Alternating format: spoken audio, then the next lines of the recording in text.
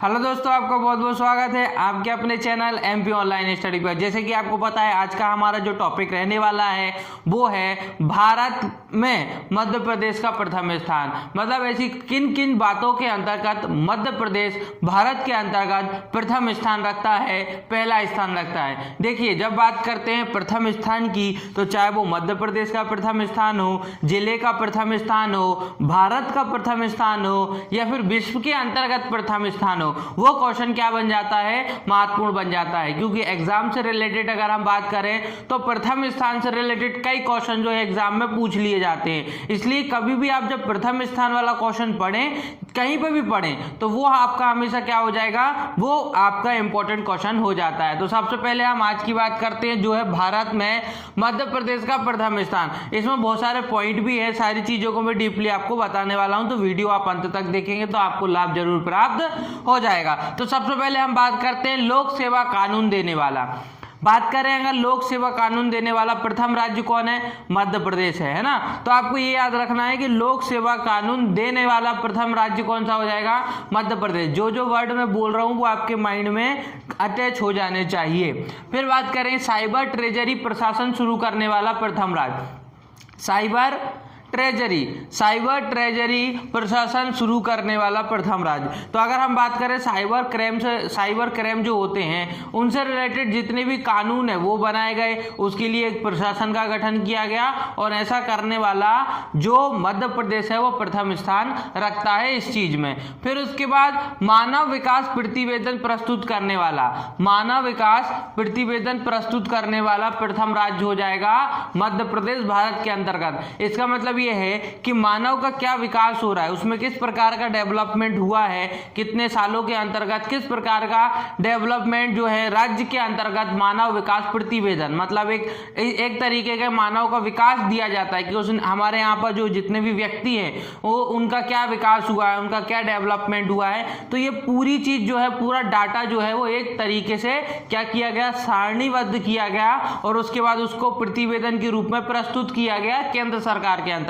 मतलब ऐसा करने वाला मध्य प्रदेश प्रथम राज्य हो जाता है। फिर बात करते हैं राज्य मानवाधिकार आयोग का गठन करने वाला। देखिए ये इंपॉर्टेंट हो जाता है। मानवाधिकार, मानव के जितने भी अधिकार है, जैसे कि आप सुना होगा कई अच्छे अधिकार तो अभी है, एक कानूनी जो अधिकार है उसको जो है समाप्त कर दिया गया, उसको संपत्ति का अधिकार जो है उसको कानूनी अधिकार में जो है परिवर्तित कर दिया गया है ना। तो लेकिन अगर हम बात करें कि ये तो केंद्र के अंतर्गत आता ही है, आपका केंद्रीय मानवाधिकार आयोग वो तो है, मतलब केंद्र के अंतर्गत इस आयोग का गठन हो चुका था, परंतु राज्य के अंतर्गत राज्य मानवाधिकार आयोग का गठन ये करने वाला प्रथम राज्य जो है वो मध्य प्रदेश है। मतलब अगर हम बात करें कि राज्य के अंतर्गत मानवों को अधिकार देने वाला आयोग, मतलब मानव को अधिकार देने वाला आयोग, उनके अधिकारों को सुरक्षित रखने वाला आयोग, उनके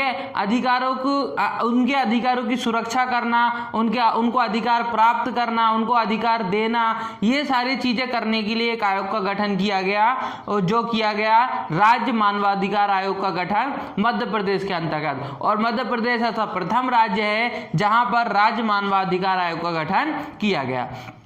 फिर बात करते हैं 73 व 74 संशोधन लागू करने वाला। 73 व 74 संशोधन लागू करने वाला। देखिए 73वां और 74वां संशोधन जो रहा है हमारा वो एक नगर निगम और दूसरा पंचायत से रिलेटेड है। एक नगर निगम और दूसरा किससे, पंचायत, नगर पालिका और दूसरा किससे, पंचायत से संबंध रखता है। तो आपने तो देखा होगा कि जब हम संविधान पढ़ते हैं तो उसमें हमको पता चलता है कि कई प्रकार के जो है संविधान संशोधन कर लिए जाते हैं। संविधान में किसी भी प्रकार का परिवर्तन करना संविधान संशोधन कहलाता है। जैसे कि एग्जाम्पल फॉर आप फॉर्म भरकर आते हैं, जब आप फॉर्म भरकर आते हैं तो उसकी एक संशोधन की तिथि भी अलग होती है। मतलब अगर आपने फॉर्म में कुछ मिस्टेक कर दी है या आप फॉर्म में कोई किसी भी प्रकार का परिवर्तन करना चाहते हैं तो आप कहां जाएंगे, फिर से साइबर कैफे जाएंगे, वहां पर आप आपके जो फॉर्म आपने फिल किया था उसमें कुछ ना कुछ परिवर्तन करवाएंगे आप, तो वो हो गया संशोधन। उसको क्या बोलते हैं, संशोधन। तो इसी प्रकार से संविधान के अंतर्गत जो कई प्रकार के आर्टिकल हैं, कई प्रकार के अनुच्छेद हैं, उनके अंतर्गत परिवर्तन होता रहता है समय के आधार पर, परिस्थिति के अनुसार।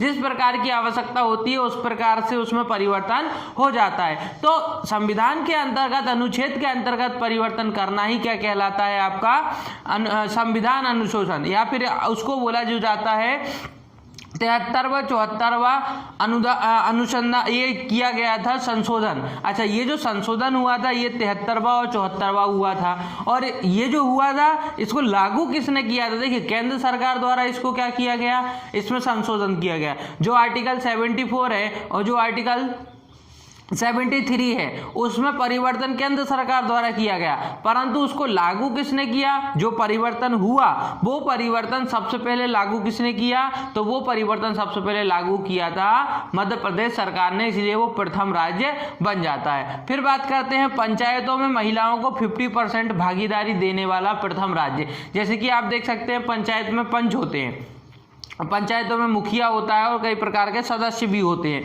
तो इसके अंतर्गत महिलाएं भी होनी चाहिए, ऐसा राज्य सरकार ने बोला, मध्य प्रदेश राज्य सरकार ने। और कितने प्रतिशत महिलाएं होनी चाहिए? 50% महिलाएं होनी चाहिए। जैसे कि अगर मान लीजिए किसी पंचायत में 6 सदस्य हैं तो 3 महिलाएं होना अनिवार्य है और 3 फिर उसमें क्या होंगे? पुरुष होंगे। लेकिन 3 महिलाओं का होना उसमें अनिवार्य कर दिया किसने?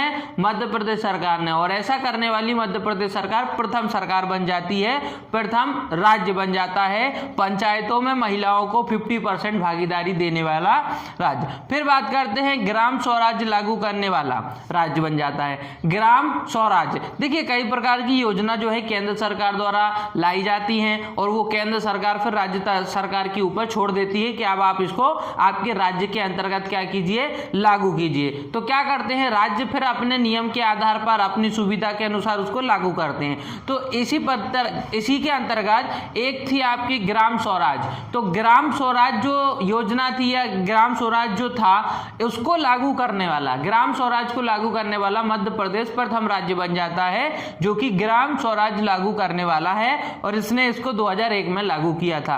तो मध्य प्रदेश में ग्राम स्वराज लागू किया गया, इसलिए मध्य प्रदेश जो है प्रथम राज्य बन जाता है, क्योंकि प्रथम जो है ग्राम स्वराज लागू करने वाला राज्य जो है वो मध्य प्रदेश है, और मध्य प्रदेश द्वारा 2001 को ग्राम स्वराज लागू किया गया था। इतनी चीज आपको याद रखना है। फिर बात करते हैं वनों का राष्ट्रीयकरण करने में। तो देखिए, वनों का राष्ट्रीयकरण भी होता है ना, जैसे कि आपने देखा होगा सभी प्रकार का राष्ट्रीयकरण राष्ट्रीय स्तर पर लेके जाना, मतलब राष्ट्रीयकरण होना मतलब राष्ट्रीय स्तर पर पहुंच जाता है वो, है ना। जैसे कि जिले स्तर पर है, फिर धीरे धीरे राज्य स्तर पर पहुंचता है ना, फिर उसके बाद राष्ट्रीय स्तर पर पहुंचता है, क्योंकि राष्ट्रीयकरण हो जाता है, फिर वो राज्य की संपत्ति नहीं रहती है, फिर वो किसकी हो जाती है?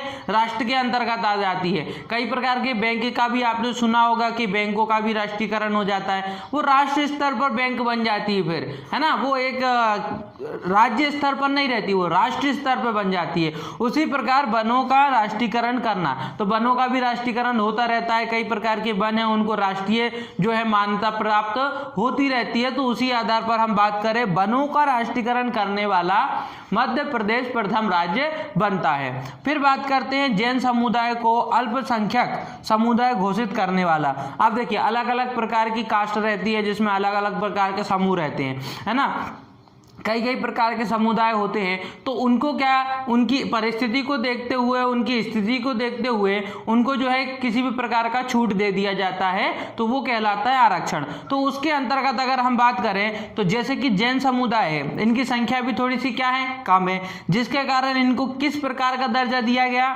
अल्पसंख्यक समुदाय। अल्पसंख्यक मतलब कम मात्रा में जो हैं, अल्पसंख्यक समुदाय घोषित किया गया किसको? जैन समुदाय को। तो ये जो अल्पसंख्यक समुदाय घोषित किया गया किसके द्वारा किया गया? ये किया गया हमारे जैन समुदाय को किया गया। लेकिन जैन समुदाय को अल्पसंख्यक समुदाय घोषित करने वाला प्रथम राज्य कौन सा है? तो वो है मध्य प्रदेश। ठीक है, फिर बात करते हैं महिला नीति बनाने वाला प्रथम राज्य। देखो, कई प्रकार की नीति आती है, वन नीति भी सुना होगा आपने, वन नीति आती है ना, जल नीति आती है, जल को सुरक्षित रखना जल नीति के अंतर्गत मेन उनका उद्देश्य होता है, वनों को सुरक्षित रखना वन उद्देश्य के अंतर्गत आता है। तो उसी प्रकार से महिलाओं को भागीदारी देना, महिलाओं को आगे बढ़ाना, महिलाओं को खेलों के अंतर्गत, महिलाओं को शिक्षा के अंतर्गत प्रोत्साहन करना, ये महिला नीति के प्रमुख उद्देश्य रहे हैं। इसी प्रकार से महिला नीति लागू करने वाला प्रथम अगर राज्य की बात करें तो वो मध्य प्रदेश बन जाता है। फिर बात करते हैं हिंदी भाषा में गजेटियर प्रकाशित करने वाला प्रथम राज्य। हिंदी भाषा में गजेटियर प्रकाशित करने वाला प्रथम राज्य, इसका मतलब ये है कि हिंदी भाषा में एक जैसे कि एक गजेटियर करके एक साप्ताहिक पत्र आता था, साप्ताहिक न्यूज़पेपर आता था, है ना, उसका नाम क्या था, गजेटियर। और उसके नाम से जो है गजेटियर के नाम से एक जो है साप्ताहिक न्यूज़पेपर आता था। पहले सप्ताह भी चलते ना, साप्ताहिक मतलब एक सप्ताह में एक ही बार जो न्यूज़पेपर आता है, उसको हिंदी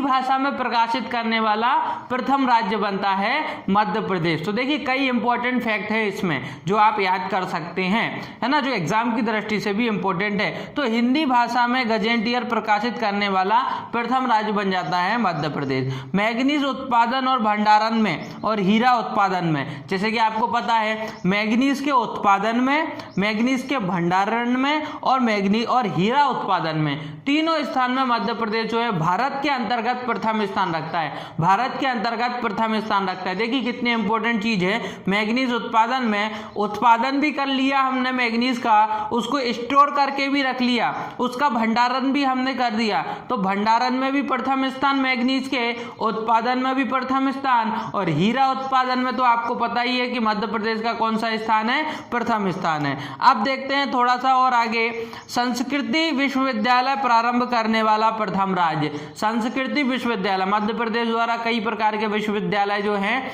प्रारंभ किए गए और प्रथम स्थान पर वो आते हैं। तो देखिए जैसे कि एक है संस्कृति विश्वविद्यालय प्रारंभ करने वाला राज्य, अंतरराष्ट्रीय बौद्ध विश्वविद्यालय प्रारंभ करने वाला राज्य। अंतरराष्ट्रीय समझ रहे ना आप, अंतरराष्ट्रीय के स्तर पर आ गया वो, बौद्धों के लिए बौद्ध विश्वविद्यालय, बौद्ध विश्वविद्यालय, और वो भी अंतरराष्ट्रीय। तो इंपॉर्टेंट हो जाता है कि नहीं हो जाता है, बिल्कुल हो जाता है। अंतरराष्ट्रीय स्तर पर बौद्ध विश्वविद्यालय प्रारंभ करने वाला, अंतरराष्ट्रीय बौद्ध विश्वविद्यालय प्रारंभ करने वाला राज्य बन जाता है मध्य प्रदेश, प्रथम स्थान रखता है। फिर बात करते हैं हिंदी विश्वविद्यालय प्रारंभ करने वाला, तो दो होगा, एक संस्कृति विश्वविद्यालय, एक हिंदी विश्वविद्यालय, और एक जो है बौद्ध विश्वविद्यालय। ये तीन आपको याद रखना है, संस्कृति, हिंदी और बौद्ध विश्वविद्यालय, जिसके अंतर्गत मध्य प्रदेश प्रथम स्थान रखता है।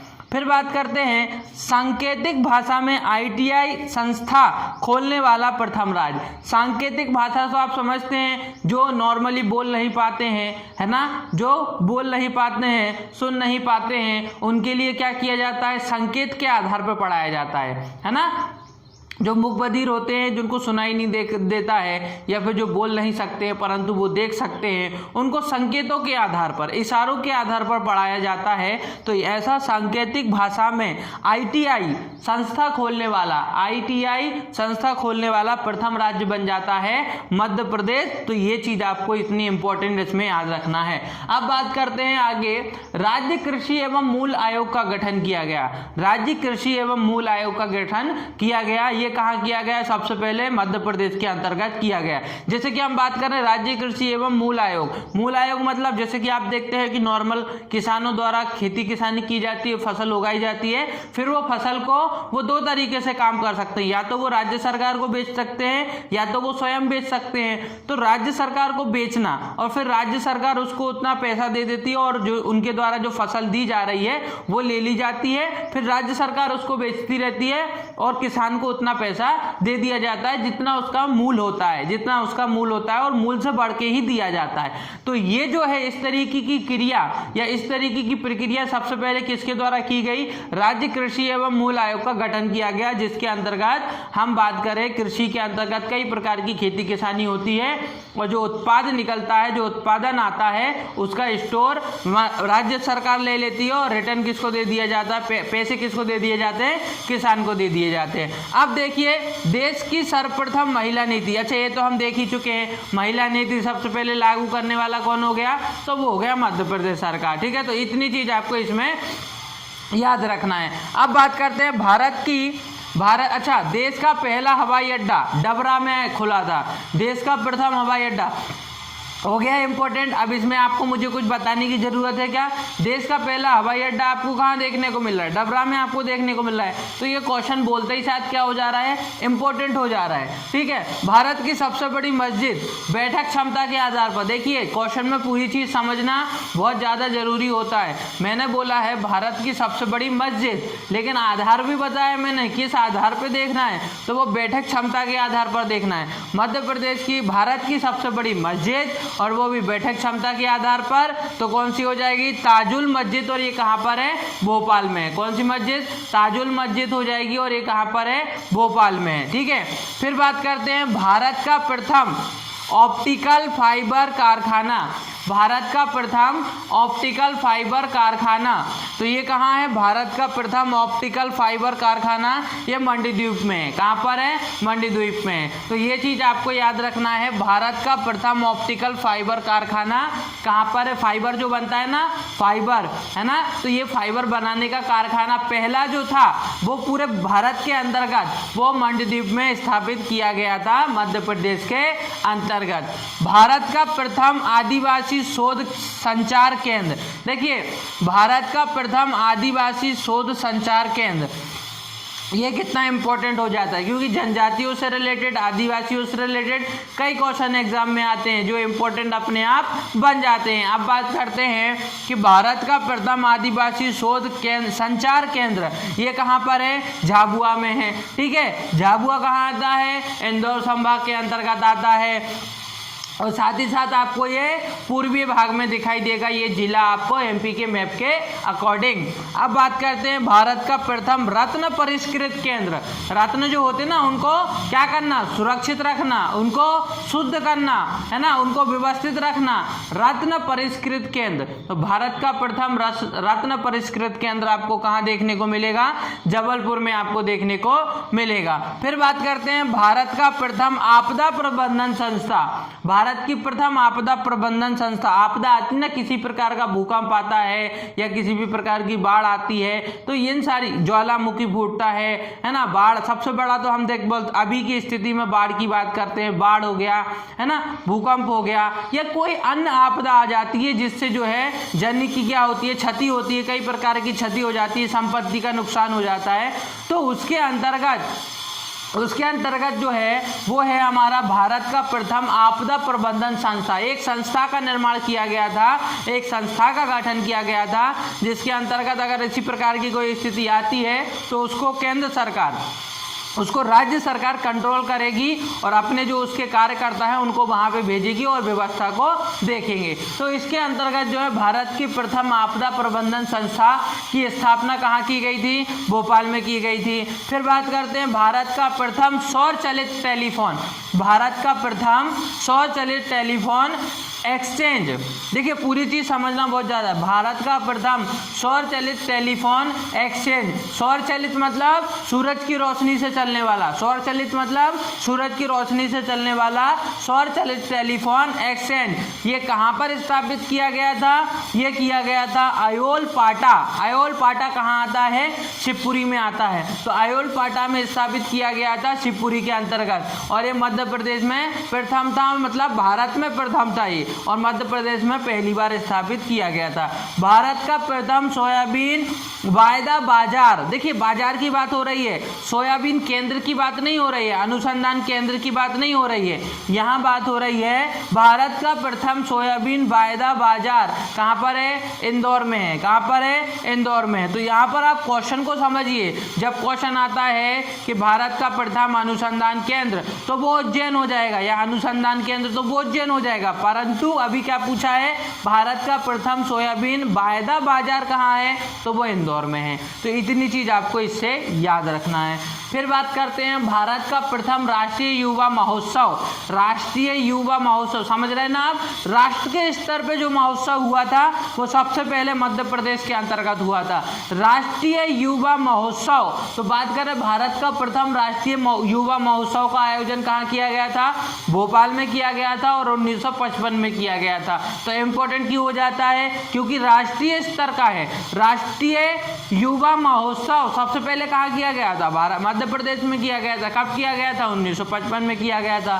फिर आता है भारत का प्रथम स्वच्छ घोषित शहर, जिसको मध्य प्रदेश, जिसको भारत का प्रथम स्वच्छ शहर घोषित किया गया था। सबको पता है आंसर क्या हो जाएगा, इंदौर हो जाएगा। क्या हो जाएगा, इंदौर हो जाएगा। और उसी आधार पे बात करें तो इसको 2016 में इसको मध्य भारत का प्रथम स्वच्छ शहर घोषित किया गया था। हालांकि इसके बाद भी ये कई बार जो है प्रथम स्थान रखते हुए आ रहा है। तो अगर हम बात करें इंदौर की तो सबसे स्वच्छ शहर 2016 में इसको जो है चुना गया था, जो कि भारत के अंतर्गत पहला शहर बना था और कई बार उसके बाद इसको स्वच्छ शहर घोषित किया गया है। फिर बात करते हैं देश का प्रथम शारीरिक प्रशिक्षण महाविद्यालय। देखिए शारीरिक प्रशिक्षण महाविद्यालय मतलब फिजिकल महाविद्यालय, जहाँ पर फिजिकल चीज़ें की तैयारी कराई जाती है। समझ रहे हैं ना, फिजिकल तो आप समझते हैं ना, रनिंग वगैरह इन सारी चीज़ों की जो है फिजिकल तैयारी कराई जाती है। उसके लिए देश का प्रथम शारीरिक प्रशिक्षण महाविद्यालय, जिसका एक दूसरा नाम भी है जो है Lakshmibai Phule of physical education. Lakshmibai Phule of physical education, Lakshmibai Phule of physical education, ये आपको कहाँ देखने को मिलेगा, ग्वालियर में देखने को मिलेगा। इंपॉर्टेंट हो जाता है कि नहीं हो जाता, बिल्कुल इंपॉर्टेंट हो जाता है। ठीक है, तो ये चीज आपको याद रखनी है। देश की एकमात्र high sensitive animal disease testing lab, देखिए यहाँ पे क्या लिखा है, देश की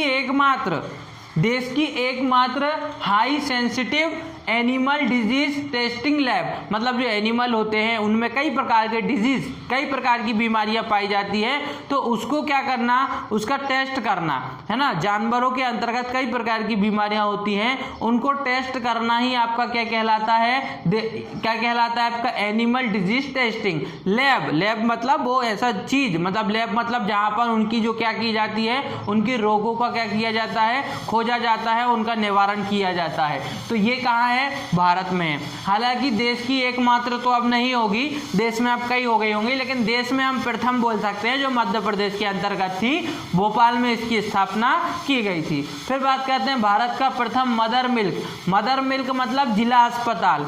देखिए भारत का प्रथम मदर मिल्क भी याद रखना है, कोष्टक में जिला अस्पताल भी याद रखना है। इसकी स्थापना कहाँ की गई थी, जो कि भारत का प्रथम है, भोपाल में की गई थी। समझ रहे ना, ये ऐसी चीजें हैं जो भारत में प्रथम रखती हैं। मतलब इसकी भारत का प्रथम मदर मिल्क जिला अस्पताल कहाँ स्थापित किया गया था, भोपाल में स्थापित किया गया था। फिर बात करते हैं राज्य में हैप्पीनेस खुशहाली मंत्रालय का गठन कहाँ किया गया था। खुशहाली मंत्रालय मतलब, खुशहाली मंत्रालय या हैप्पीनेस मंत्रालय का मतलब ये होता है जो एक इंडेक्स जारी करता है, एक सूची जारी करता है, जिसके अंतर्गत वो ये बताता है कि इस साल के अंतर्गत राज्य में किस प्रकार के लोग ज़्यादा खुश थे या नहीं थे, किस प्रकार की फील्ड में लोगों को ज़्यादा खुशी हुई, लोगों के पास रोजगार था या नहीं था, इस प्रकार की इंडेक्स जारी करते हैं। मतलब देश में किस प्रकार की, राज्य के अंतर्गत किस प्रकार की खुशहाली है। तो हम अगर बात करें राज्य में हैप्पीनेस मंत्रालय का गठन, मंत्रालय तो आप समझते हैं ना, कई प्रकार के मंत्रालय, जल मंत्रालय, वायु मंत्रालय, पर्यावरण मंत्रालय, उसी तरीके से एक मंत्रालय है जिसके अंतर्गत राज्य में हैप्पीनेस खुशहाली मंत्रालय का गठन किया गया। फिर बात करते हैं भारत का प्रथम दिव्यांग पुनर्वास जबलपुर में है। देखिए मतलब भारत का प्रथम दिव्यांग मतलब जो होते हैं, जो किसी भी तरीके से जो है या तो उनके हाथों में प्रॉब्लम या पैर में प्रॉब्लम होती है, किसी भी तरीके से वो जो है शारीरिक रूप से जो है वो एक तरीके के जो है उनके शरीर काम नहीं करता है, वो दिव्यांग के अंतर्गत आते हैं और उनके लिए एक पुनर्वास का निर्माण किया गया था, रहने के लिए एक व्यवस्था बनाई गई थी, जो कि भारत का प्रथम है, और इसको कहाँ बनाया गया था, इसको जबलपुर के अंतर्गत बनाया गया था। तो इस प्रकार जो है ये इंपॉर्टेंट पॉइंट्स है जो हमने डिस्कस किए, आपको याद रखना बहुत ज़्यादा जरूरी हो जाता है ना। जैसे कि लोक सेवा कानून, ये इंपॉर्टेंट है, 74वां संविधान संशोधन लागू करने वाला प्रथम राज्य बन जाता है। हिंदी भाषा में जो प्रकाशित किया गया न्यूज़पेपर वो भी इम्पोर्टेंट हो जाता है। हिंदी विश्वविद्यालय, संस्कृति विश्वविद्यालय, मैंगनीज उत्पादन भारत, तो ये कई प्रकार की चीज़ें, इंपॉर्टेंट चीज़ें मैंने आपको आज बताई है। इससे रिलेटेड कई क्वेश्चन एग्जाम में आने वाले हैं। साथ ही साथ दोस्तों आज की वीडियो हमारी यहीं समाप्त होती है। अगर वीडियो पसंद आई हो तो वीडियो को लाइक करें, हमारे चैनल को सब्सक्राइब करें और जितना हो सकता है हमारी वीडियो को आपके फ्रेंड सर्कल तक शेयर करें। ओके दोस्तों, thank you, thanks for watching.